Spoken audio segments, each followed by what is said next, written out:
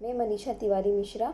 आज हम देखेंगे टीचिंग ऑब्जेक्टिव्स। इसके पहले वाले वीडियो में हमने देखा था टीचिंग नेचर एंड कैरेक्टरिस्टिक्स, जो कि NVS 2022 के सिलेबस से पूरा रिलेटेड है हमारा ये टॉपिक।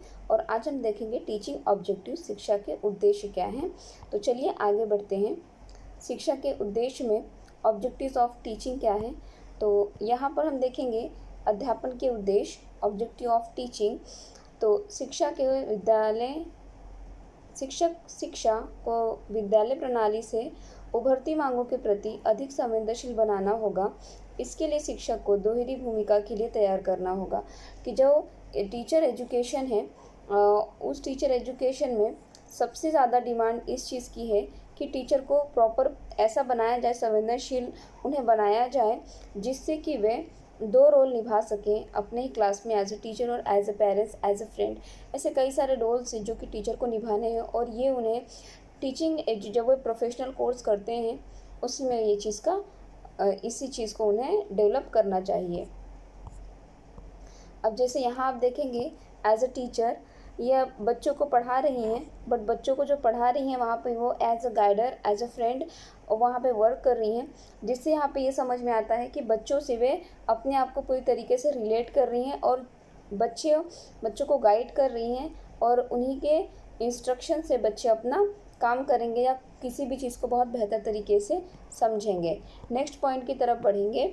शिक्षा अधिगम स्थिति में प्रोत्साहन, encourage supportive and human facilitator in teaching learning situation, यानी कि शिक्षा के परिसर में टीचर को क्या करना है, बच्चों को प्रोत्साहित करना है, उन्हें सपोर्ट करना है और उन्हें फैसिलिटेट करना है, यानी कि उनकी मदद करनी है अगर वे कहीं पर कुछ गलत कर रहे हैं या उन्हें कोई चीज़ कन्फ्यूज़न हो रही है। सहायक और मानवीय सुगमकर्ता जी शिक्षार्थी और छात्र को उनकी प्रतिभा की खोज करने, उनकी शारीरिक और बौद्धिक क्षमताओं को पूरा करने से महसूस करने, चरित्र और वांछनीय सामाजिक और मानवीय मूल्यों को विकसित करने के लिए जिम्मेदार नागरिक के रूप में कार्य करने में सक्षम बनाता है। तो टीचर बस ऐसा हो जो कि बच्चों के अंदर की जो भी टैलेंट है उसे खोजे, उनके अंदर के सृजनात्मकता को बाहर निकाले और उन्हें सिर्फ गाइड करें और उन्हें खोजबीन के द्वारा पढ़ने की, समझने की आदत डालें। यही इसका मेन उद्देश्य है, और बच्चों को एक जिम्मेदार नागरिक बनाएं। उसके बाद आप देखेंगे एज अ टीचर, यहाँ पे टीचर बच्चों को गाइड कर रहे हैं, बच्चे खुद करके देख रहे हैं, अपने अंदर के टैलेंट को यूज़ कर रहे हैं, टीचर सिर्फ उन्हें इंस्ट्रक्ट करेंगे। ठीक है, तो ये सारी चीज़ें इम्पॉर्टेंट है। यहाँ पे टीचर बस बच्चों के अंदर के सृजनात्मक गुण को बाहर निकालेंगे, उनके अंदर सामाजिक कोऑपरेशन, सपोर्ट एक दूसरे के साथ करके किस तरीके से हम नई चीज़ों के लेकर चलते हैं, एक दूसरे के सहयोग से इस चीज़ का विकास करेंगे। नेक्स्ट पॉइंट की तरफ बढ़ेंगे। इन active member of the group of person who make conscious efforts to contribute towards the process of renewal of school curriculum to maintain its relevance to the changing societal needs and personal needs of learners। तो व्यक्तियों के समूह का एक सक्रिय सदस्य जो अतीत में प्राप्त अनुभव और चिंताओं को ध्यान में रखते हुए बदलती सामाजिक ज़रूरतों और शिक्षार्थियों की व्यक्तिगत ज़रूरत के लिए अपनी प्रासंगिकता बनाए रखने के लिए स्कूल पाठ्यचर्या के नवीनीकरण की प्रक्रिया में योगदान करने के लिए सचेत प्रयास करता है, और राष्ट्रीय विकास मूल्यों और शैक्षिक प्राथमिकताओं में बदलाव के आलोक में जो अनिवार्यताएं उभरी हैं कि एज ए टीचर जब देखते हैं कि बच्चों ने अपनी पास्ट में जो भी वे काम किए हैं, उन्हें जो अभी अनुभव आए हैं, उस अनुभव के आधार पर उनके सामने वो सिचुएशन खड़ी करें ताकि वे अपने अनुभव को यूज़ करके उस प्रॉब्लम को सॉल्व कर लें।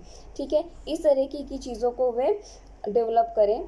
फिर बच्चों की जो व्यक्तिगत ज़रूरतें हैं, जैसे कि हर बच्चे का इंटरेस्ट अलग अलग होता है, तो हर बच्चों के व्यक्तिगत ज़रूरतों को पूरा करने के लिए स्कूल की जो भी पाठ्यचर्या है उसमें नयापन लाया जाए, और इसके लिए टीचर सहयोग करते हैं, और टीचर्स के सहयोग से या स्कूल मैनेजमेंट के सहयोग से बच्चों की आज की ज़रूरतों के हिसाब से पाठ्यक्रम को बनाया जाए। और उसके बाद टीचर्स प्रयास करते हैं कि बच्चों के अंदर के डेवलपमेंट को विकास हो और जो भी राष्ट्रीय विकास जो हमारा लक्ष्य है उस पर पूरा ध्यान केंद्रित हो। बच्चों को ऐसा क्या पढ़ाया जाए जिससे हमारे बदलते समाज में बच्चे सुटेबली या फिट हो जाएं, ऐसी उन्हें शिक्षा देनी चाहिए। और यही चीज़ें मतलब प्राथमिकता दी जाती है कि बच्चों की आज की रिक्वायरमेंट को पूरा किया जाए और उनके जो भी पास्ट के अनुभव वे ले रहे हैं उसे वे अपनी नए अनुभव से जोड़कर अपनी समस्याओं का समाधान निकालें। नेक्स्ट पॉइंट की तरफ बढ़ेंगे। To be realize such expectation, T मतलब teacher education has to compromise such features as would enable the students teacher to.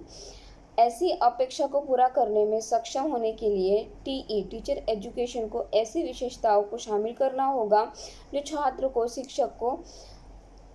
और शिक्षक को सक्षम बनाती है। मतलब कि ऐसे टीचर एजुकेशन या ट्रेनिंग हो टीचर एजुकेशन की जिससे कि टीचर और जो छात्र हैं उनके बीच का जो भी बॉन्ड है बहुत ही बेहतर बने। टीचर बच्चों की समस्याओं को समझ के उन्हें पढ़ाए और फिर उनके अंदर की जो सामाजिक और सृजनात्मकता है, सामाजिक मौलिकता विकसित करें, उनके अंदर की सृजनात्मकता को बाहर निकालें और इस तरह से उनके जो संबंध है वो बहुत ही अच्छे हों। इस चीज़ को ऐड करना चाहिए टीचर एजुकेशन के फील्ड में।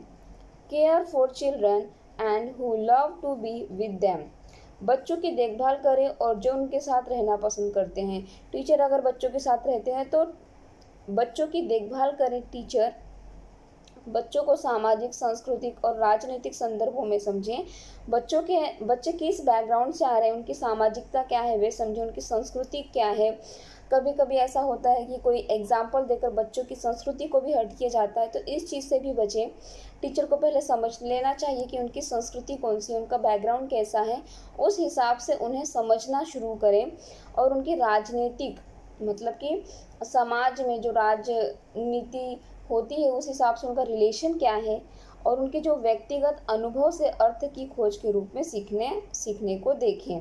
उनका जो खुद का एक एक्सपीरियंस होता है बच्चों का करके देखने का, ठीक है, इस एक्सपीरियंस के बेस पर बच्चों को सिखाने का प्रयास करे शिक्षक। आई होप ये समझ में आ गया होगा। नेक्स्ट पॉइंट की तरफ बढ़ेंगे। Understand the way learning occurs, possible ways of creating condition for learning, differences among students in respect of the kind।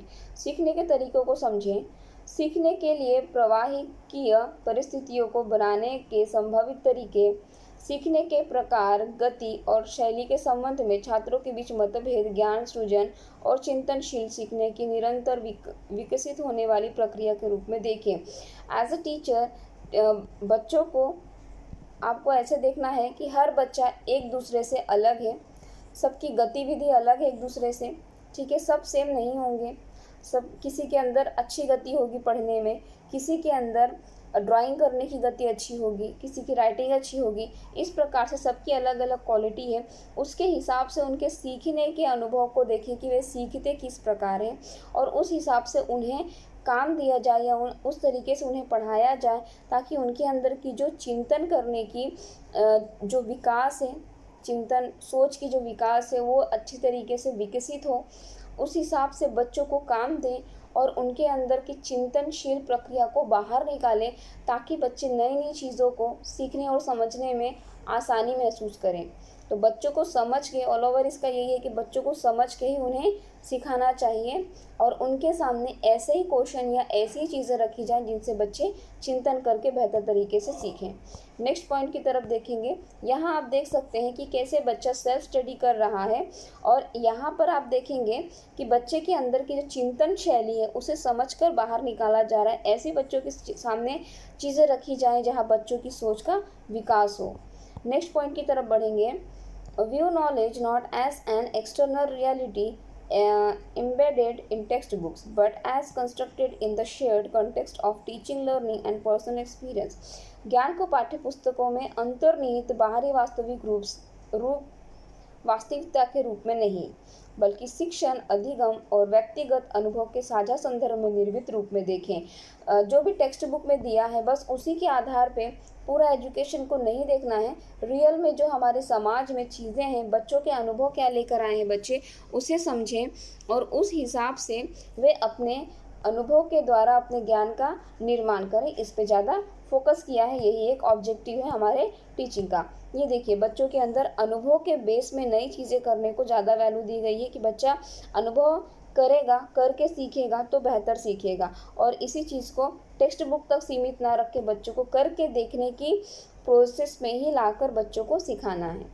Next point की तरफ बढ़ेंगे। Be receptive and constantly learning.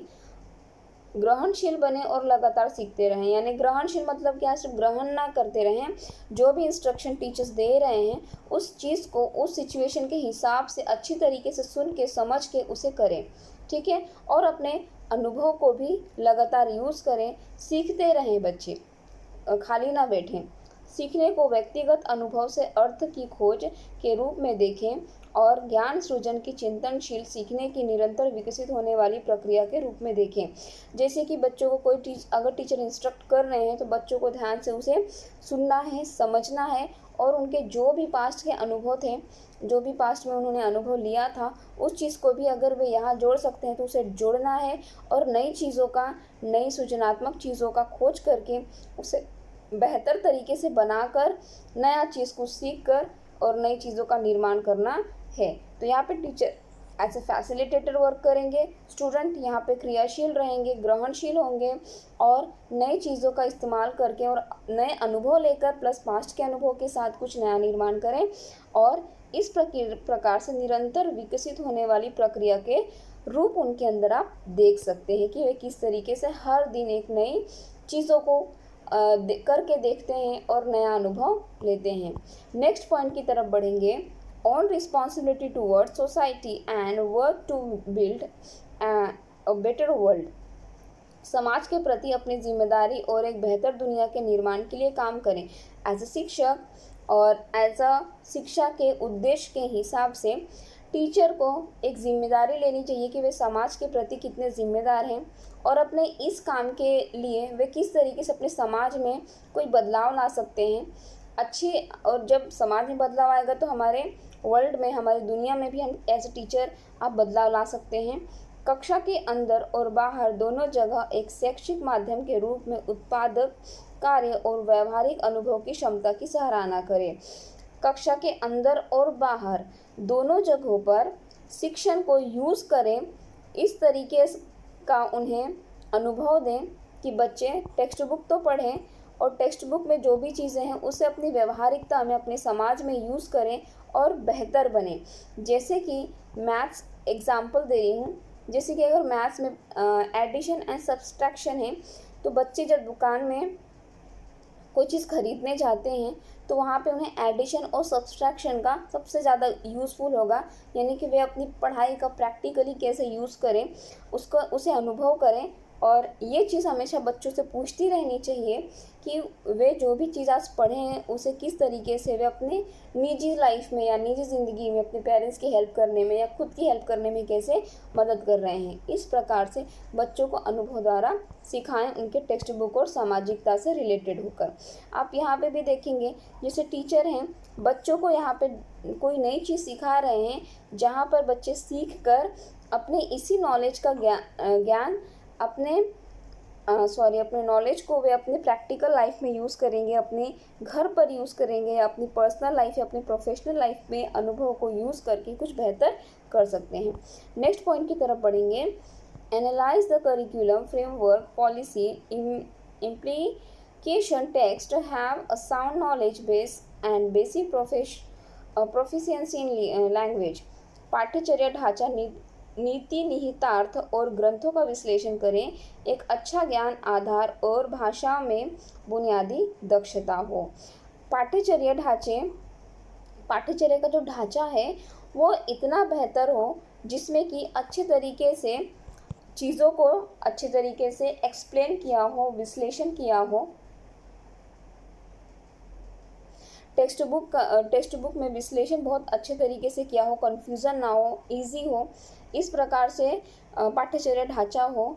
और उसके बाद एक अच्छे ज्ञान के आधार पर भाषा एक बहुत ही ज़्यादा इम्पॉर्टेंट चीज़ है, जहाँ पे आप बच्चों को पढ़ाने के लिए या बच्चों के साथ कम्युनिकेट करने के लिए यूज़ करेंगे, तो वो एक बहुत स्ट्रॉन्ग पॉइंट होना चाहिए। और उसके बाद आपका सब्जेक्ट नॉलेज बेहतर हो, जिस वजह से आप बच्चों को ज्ञान अच्छे तरीके से दे सकें। नेक्स्ट पॉइंट की तरफ बढ़ेंगे। The objectives of teacher education would therefore be to provide opportunities to observe and engage with children। शिक्षा का उद्देश्य होगा बच्चों को देखने और उनके साथ जुड़ने के अवसर प्रदान करना, बच्चों के साथ संवाद और संबंध बनाना, आत्मशिक्षा, प्रतिबिंब, आत्मसात और नए विचारों की अभिव्यक्ति, स्वनिर्देशित सीखने की क्षमता विकसित करने के अवसर प्रदान करना और सोचने की क्षमता, आलोचनात्मक होना और समूह में काम करना।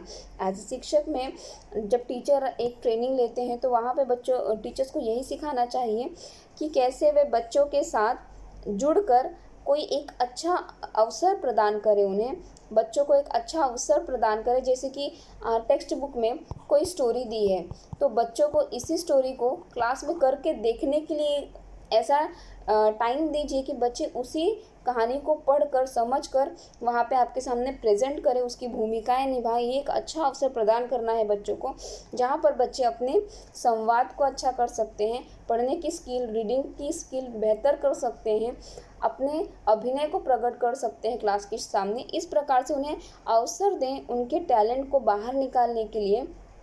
उसके बाद उनके साथ एक अच्छा बॉन्ड बनाना है, उनके अंदर की जो उनके अंदर जो भी चीज़ें टैलेंट हैं उसे बाहर निकालना है। और उनके साथ नए विचारों के साथ आप अपने व्यूज़ को प्रकट करें। जैसे कि कोई एक चीज़ है परंपरागत, अगर वो चीज़ जुड़ी हुई है, परंपरागत तरीके से लोग उसे फॉलो कर रहे हैं, ऐसे एग्जाम्पल है ये, तो आप उन्हें नई चीज़ों से जोड़िए कि ये चीज़ ऐसे भी तो बेहतर है, एज अ साइंटिफिक या फिर एज अ मौलिक सामाजिक विकास के अनुसार उनके अंदर नए विचारों को उनके अंदर डालें और उनकी सोचने की जो क्षमता है वह बेहतर बनाएं। और बच्चों के अंदर आलोचनात्मक और उनके अंदर समूह में काम करने की हैबिट बनाएं। ठीक है, समूह में काम करने की हैबिट बनाएं। उसके बाद आलोचनात्मक होना चाहिए। आप अगर बच्चों से कोई गलती हो जाए तो उनके अंदर ये चीज़ हो कि उन्होंने कोई गलती की है और आगे उस चीज़ को ध्यान में रख कर वे आगे बढ़ेंगे। इन सारी चीज़ों का निर्माण होना चाहिए। Provide opportunities for understanding self and other including one's believe, assumptions and emotions, developing the ability for self-analysis, self-evaluation, adaptability, flexibility, creativity and innovation। स्वयं और अन्य को समझने के अवसर प्रदान करना। पहले बच्चों को खुद को समझने के लिए और फिर दूसरों को समझने के लिए उन्हें एक अवसर देना, एक ऐसे प्रोजेक्ट में उन्हें खड़ा कर देना कि बच्चे को मिलकर काम करना है। अब वे अपने टैलेंट को भी पहचानेंगे और अपने बाकी स्टूडेंट्स अपने बाकी जो सहकारी हैं उनके भी टैलेंट को समझेंगे और उन्हें भी वैल्यू देंगे। किसी के विश्वास, धारणा और भावनाओं सहित आत्मविश्लेषण, आत्ममूल्यांकन, अनुकूलन क्षमता, लचीलापन, रचनात्मकता और नवाचार की क्षमता विकसित करें। बच्चों को एक प्रोजेक्ट का काम दे दें जहाँ पे बच्चे इन सारे मूल्यों को बाहर निकालेंगे, वो खुद का अवलोकन करेंगे और एक अच्छी स्थिति में काम करेंगे मिलजुल कर। लचीलापन होगा उनके अंदर, उनके सबके अंदर एक एक रचनात्मक चीज़ें होंगी, अलग अलग चीज़ें बेहतर होंगी जिसे मिलकर वे उस प्रोजेक्ट को पूरा करेंगे और नए नए आइडियाज़ को निर्माण करेंगे। ये सारी क्षमताएं बच्चों के अंदर विकसित हों और यही शिक्षा का उद्देश्य है। नेक्स्ट पॉइंट की तरफ बढ़ेंगे। Provide opportunities to enhance understanding knowledge of examine disciplinary knowledge and social realities, relate subject matter with the social value and develop critical thinking. समझ ज्ञान बढ़ाने और अनुशासनात्मक ज्ञान और सामाजिक वास्तविकताओं की जांच करने के अवसर प्रदान करना, विषय वस्तु को सामाजिक परिवेश से जोड़ना और आलोचनात्मक सोच विकसित करना। बच्चों के अंदर किसी भी चीज़ के लिए समझ बढ़ाना, उनके ज्ञान को बढ़ाना, उनके अंदर अनुशासन की जो ज्ञान है, आपको एक डिसिप्लिन के द्वारा काम करना है, इस चीज़ का भी निर्माण करना। और जो समाज में हो रही है सही चीज़ें उसके बारे में उन्हें अवेयर करना, उन्हें अवसर प्रदान करना, उनकी जो टेक्स्ट बुक है उस टेक्स्ट बुक को उनके समाज की जो परिवेश है उससे जोड़ना है और उनके अंदर आलोचनात्मक सोच विकसित करना, यानी कोई चीज़ क्यों हुई है, ठीक है, इस प्रकार के आलोचनात्मक चीज़ें शुरू करना ताकि वे सोच सके कि इस किसी चीज़ के पीछे का रीज़न क्या है। अब जैसे कि यहाँ पर देखेंगे कि बच्चे अगर देखते हैं कि समाज में बड़ों की रिस्पेक्ट करनी है तो वे सोचेंगे क्यों करनी है बड़ों की रिस्पेक्ट, इसके पीछे का जब वे रीज़न पता करेंगे तो वे भी उस चीज़ को अनुभव के द्वारा सीखेंगे। नेक्स्ट पॉइंट की तरफ बढ़ेंगे। Provide opportunity to develop professional skills in pedagogy, observation, documentation, analysis, drama craft, story telling and reflective inquiry. शिक्षा शास्त्र, अवलोकन, प्रलेखन, विश्लेषण, नाटक शिल्प, कथा, कहानी कथन, चिंतनशील पूछताछ में पेशेवर कौशल विकसित करने के अवसर प्रदान करना। बच्चों को अवसर देना ताकि वे शिक्षा के साथ साथ किसी भी चीज़ को अवलोकित कर सकें, उसमें भेदभाव निकाल सकें कि कोई चीज़ अगर ऐसी है तो उसका किसी और से क्या रिलेशन होगा। उन्हें उनके अंदर कहानी बोलने की क्षमता को विकसित करें, उनके अंदर जो भी टैलेंट है उसे निखारने के लिए आप उन्हें अवसर दें। यहाँ पे देखेंगे the most remarkable objectives of teaching are, सबसे ज़्यादा राउंड डेवलपमेंट ऑफ लर्नर, बच्चों का ऑल ओवर पूरा विकास होना चाहिए, ठीक है, और ये विकास होना चाहिए शारीरिक, मानसिक और आध्यात्मिक और नैतिक विकास शामिल है। बच्चों के अंदर ये सारे चीज़ों को विकसित करना है। ऐसा ये हमारे शिक्षा का उद्देश्य है कि बच्चों का पूरा एक विकास हो, और ये जो विकास की धारणा है ये गांधी जी के विचार से मेल खाती है, जहाँ गांधी जी भी कहते थे बच्चों की शारीरिक, मानसिक और आध्यात्मिक और नैतिक चीज़ों का विकास हो, यही शिक्षा में इन्हें शामिल करना चाहिए। नेक्स्ट पॉइंट की तरफ बढ़ेंगे। यहाँ आप देखिए जैसे बच्चे मिलजुल कर काम कर रहे हैं, ये सामाजिकता बच्चे यहाँ विकसित कर रहे हैं, उनके अंदर काम करने की जो भी क्षमता है वो मानसिकता को दिखा रही है। उसके बाद बच्चे एक साथ बैठकर जो सामाजिकता में काम कर रहे हैं, इससे इनकी सामाजिक मौलिकता का भी विकास हो रहा है। तो इस तरीके से बच्चों के ऑल ओवर डेवलपमेंट के बारे में बच्चों के ऑल ओवर डेवलपमेंट होना चाहिए शिक्षा से। उसके बाद बिहेवियर चेंज, बच्चों के अंदर व्यवहार परिवर्तन होना चाहिए पढ़ाई से। शिक्षार्थी को शिक्षा इस प्रकार दी जानी चाहिए कि वह शिक्षार्थी का दृष्टिकोण, व्यवहार और व्यक्तित्व को प्रतिबिंबित करे। बच्चों को ऐसी शिक्षा दे जिसके वजह से उनके अंदर के जो देखने का नज़रिया है किसी भी चीज़ को वो एक पॉजिटिव वे में हो, उनके अंदर व्यवहारिकता आ जाए, सामाजिकता आए और उनकी जो खुद की पर्सनल जो भी इंटरेस्ट है, सृजनात्मकता है, उसे भी बाहर निकलने का मौका मिले। उसके बाद देखिएगा थर्ड है डेवलपमेंट ऑफ एडजस्टमेंट, बच्चों को समायोजन के बारे में सिखाया जाए। शिक्षण का तरीका ऐसा होना चाहिए जिससे विद्यार्थियों को अपने कक्ष में घर जैसा महसूस हो।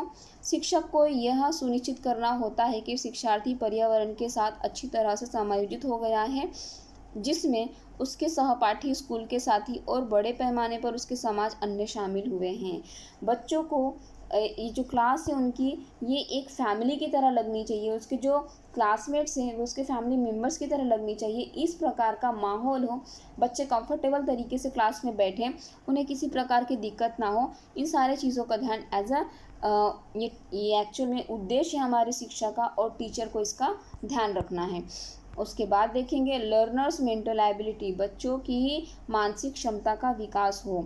शिक्षक को पढ़ाते समय विद्यार्थियों की मानसिक क्षमता का ध्यान रखना चाहिए। इससे शिक्षक खुद अपने छात्रों के साथ अधिक संवाद स्थापित करने में सक्षम होगा और बदले में छात्रों को जो पढ़ाया जा रहा है उसकी बेहतर समझ होगी। जब टीचर ये समझेंगे कि हमारे बच्चों की जो मेंटल एबिलिटी है वह कितनी है, और उनसे जब वे संवाद करेंगे तो इस बारे में वो ज़्यादा बेहतर तरीके से समझेंगे, जिस वजह से उनका जो शिक्षा देने का जो ज्ञान है उसमें बहुत डेवलपमेंट आएगा, क्योंकि वो ज़्यादा हाई लेवल या ज़्यादा लो लेवल में नहीं जाके बच्चों के हिसाब से पढ़ाना शुरू करेंगे, जहाँ बच्चों को शिक्षा बड़े आसानी से और बड़े आसानी से उन तक पहुँचेगी। नेक्स्ट पॉइंट की तरफ बढ़ेंगे ट्रांसमिशन ऑफ नॉलेज, ज्ञान का संचारण, यानी अपने टीचर जो भी चीज़ें पढ़ा रही हैं उस ज्ञान को कैसे बच्चों तक संचारित करना है उसके बारे में देखना है। शिक्षक की प्रक्रिया में यह सुनिश्चित होना चाहिए कि ज्ञान शिक्षक से शिष्य तक पहुंचाया जाए।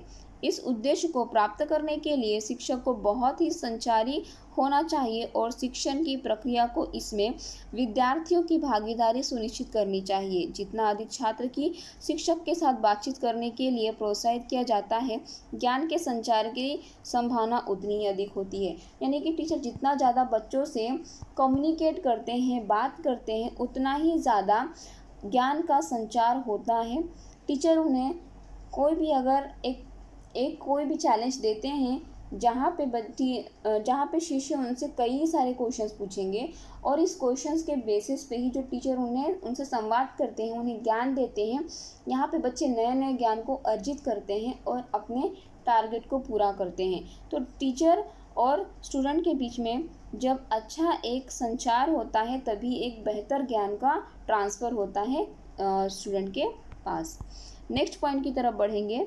पाठ को आत्मसात करना, एसिमिलेशन ऑफ लेसन। पाठ को समझना, रटना नहीं है, सिर्फ उसे अच्छी तरीके से, बेहतर तरीके से समझना है।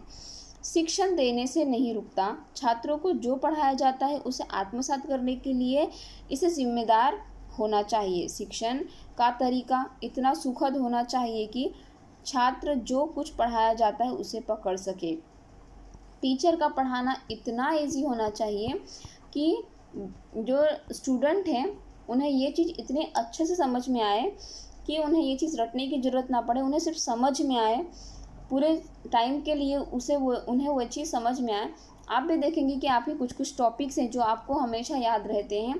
क्यों? क्योंकि टीचर्स का समझाने का तरीका इतना बेहतर होता है कि आप वहाँ पे अपने आप से जुड़ाव महसूस करते हैं उसी टॉपिक या उसी चीज़ से रिलेटेड। बिल्कुल वैसा ही टीचर का भी एज अ टीचर आपका पढ़ाने का तरीका ऐसा हो, इतना आसान हो कि आप बच्चों से जुड़ सकें और बच्चों को लेसन को रटाने की जगह, उसे याद दिलवाने की जगह उसे पाठ को समझने में ज़्यादा जोर दें। नेक्स्ट पॉइंट की तरफ बढ़ेंगे। फ्रेंडली इन्वायरमेंट, अनुकूल वातावरण। क्लास का वातावरण बहुत ही फ्रेंडली होना चाहिए। शिक्षण के प्राथमिक उद्देश्यों में से एक शिक्षण के स्थान के वातावरण को अधिक अनुकूल और सीखने के अनुकूल बनाना है। उसका सारा ध्यान अध्यापन पर केंद्रित रहना चाहिए और उसे कक्षा के अनुकूल माहौल से चिढ़ नहीं होना चाहिए। बच्चों का जो क्लासरूम है वो बहुत ही फ्रेंडली होना चाहिए और इस वजह से जब बच्चा अपने क्लास में आए तो वो खुशी का अनुभव करे, ना कि चिढ़ या फिर उसे इरिटेशन हो अपनी क्लास को देख के। इतना बेहतर और अनुकूल माहौल हो आपकी क्लास का, यही शिक्षा का उद्देश्य है। सो आई होप आपको शिक्षा के उद्देश्य समझ में आए हैं। इसके बाद हम देखेंगे बेसिक रिक्वायरमेंट्स ऑफ टीचिंग। उसके बाद हम प्रैक्टिस क्वेश्चंस भी करेंगे और जिससे आपको ये सारे topics teaching aptitude, teaching nature, characteristic, objectives and basic requirements के बारे में बेहतर तरीके से समझें। तो अगर वीडियो अच्छा लगा हो तो लाइक, शेयर और सब्सक्राइब जरूर करिएगा and thank you for watching this video.